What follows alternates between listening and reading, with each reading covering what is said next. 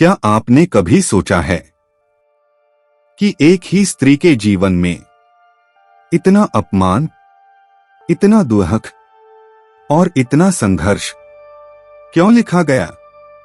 क्या ये केवल द्रौपदी की कहानी थी या फिर किसी पिछले जन्म की एक भूल जो युगों बाद महाभारत बनकर फूटी?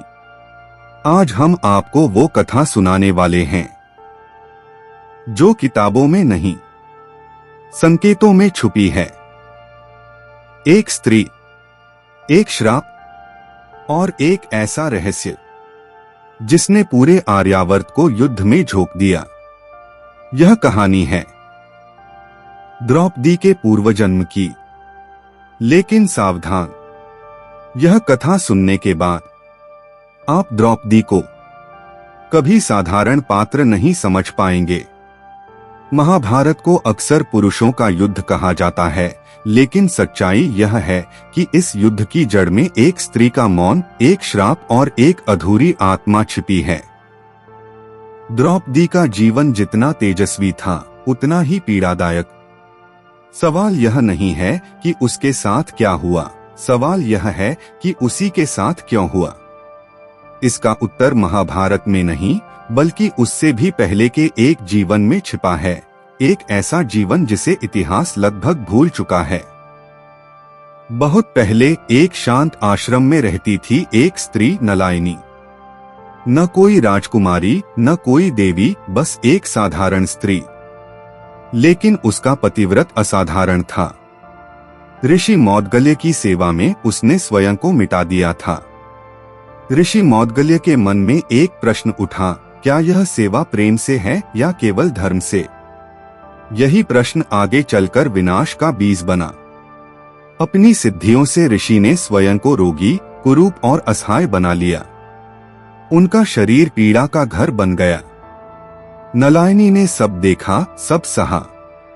वह पति को कंधों पर उठाकर नदी तक ले जाती, बिना एक भी शब्द बोले। लेकिन एक दिन अत्यधिक पीड़ा में उसके मुख से एक वाक्य फिसल गया, आज मेरा दुर्भाग्य बहुत भारी है। उस पल नलायनी नहीं जानती थी कि यह शब्द नहीं, एक बीज है जो सदियों तक फल देगा। ऋषि का क्रोध भयानक था।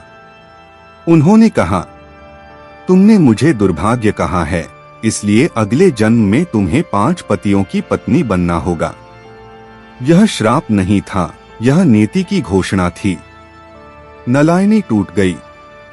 पहली बार उसने प्रश्न किया, क्या एक क्षण की कमजोरी जीवन भर की सजा बन सकती है? ऋषि को पश्चाताप हुआ।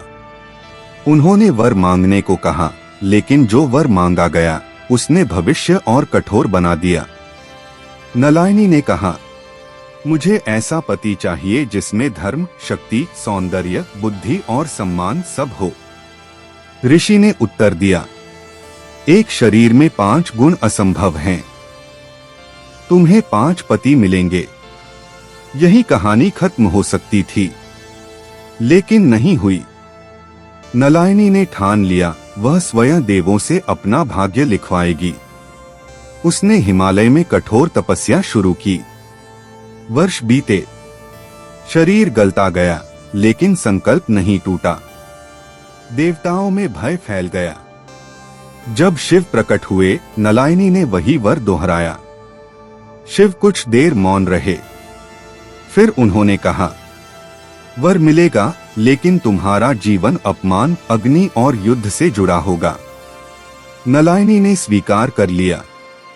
उसी क्षण उसकी आत्मा ने अपने सबसे कठिन जन्म का अनुबंध कर लिया। समय बदला। द्वापर युग आया। राजा द्रुपद ने यज्ञ कराया पुत्र के लिए, लेकिन अग्नि से पहले जो निकला वह पुत्र नहीं, एक कन्या थी, तेजस्वी, गंभीर, मौन से भरी हुई। आकाशवाणी हुई, यह कन्या राजाओं के विनाश का कारण बनेगी। वह कन्या थी द्रौपदी, और वह केवल जन्म नहीं ले रही थी, वह वापस आ रही थी। द्रौपदी बचपन से ही अलग थी। अन्याय देखकर उसका रक्त उबलता था, क्योंकि उसकी आत्मा मौन की कीमत जानती थी। रातों में उसे स्वप्न आते, एक वृद्ध पुरुष, एक श्राप और जलती हुई अग्नि। वह डरती नहीं थी, बेचैन हो जाती थी। स्वयंवर में जब अर्जुन ने लक्ष्य भेदा, द्रौपदी की आंखों में आश्चर्य नहीं था, जैसे यह दृश्य वह पहले देख चुकी हो। कुंती का एक वाक्य और 5 विवाह तय हो गए। द्रौपदी ने विरोध नहीं किया, क्योंकि आत्मा जानती थी यह टाला नहीं जा सकता। 5 पति, 5 गुण, लेकिन फिर भी एक खालीपन। उसका जीवन फिर परीक्षा बन गया। सभा भवन में जब उसे दांव पर लगाया गया, द्रौपदी स्तब्ध नहीं हुई। वह जानती थी यही वह क्षण है। चीरहरण के समय सभागार में वही मौन छाया था जिसने कभी नलायनी को श्राप दिलाया था। लेकिन इस बार इतिहास बदला। मौन टूटा ईश्वर द्वारा। कृष्ण ने उसकी लाज बचाई, क्योंकि यह केवल द्रौपदी नहीं, एक युग की परीक्षा थी। उस दिन द्रौपदी ने प्रतिज्ञा ली, यह अपमान युद्ध बनकर ही समाप्त होगा। महाभारत का युद्ध सत्ता का नहीं था, यह कर्म का विस्फोट था।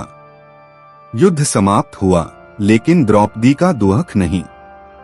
उसके पुत्र मारे गए, जैसे नेति ने आखिरी वार किया हो। क्योंकि कुछ आत्माओं को पूर्ण सुख नहीं, पूर्ण हिसाब चाहिए होता है। द्रौपदी वही आत्मा थी, नलायनी का अधूरा अध्याय। इसलिए द्रौपदी केवल एक स्त्री नहीं, एक चेतावनी है। जब स्त्री का अपमान होता है तो युद्ध केवल भूमि पर नहीं, समय के भीतर भी लड़ा जाता है। तो ये थी द्रौपदी के पूर्वजन्म की पूरी कथा। एक स्त्री जिसने एक जन्म में मौन रखा और अगले जन्म में पूरा युग जला दिया। द्रौपदी कोई कमजोर पात्र नहीं थी, वह नेति की याद दिलाने वाली चेतावनी थी। क्योंकि जब स्त्री चुप रहती है तो अन्याय जन्म लेता है, और जब वह बोलती है तो इतिहास बदल जाता है। यदि हमें यह वीडियो पसंद आया हो और अगर आपको लगता है कि ऐसी अनसुनी कथाएं सुनी जानी चाहिए, तो इस वीडियो को लाइक करें, अपने मित्रों के साथ शेयर करें और चैनल को सब्सक्राइब करना न भूलें। तब तक याद रखिए, इतिहास केवल पढ़ा नहीं जाता, वह समझा जाता है। धन्यवाद। राधा कृष्ण। राधा राधा।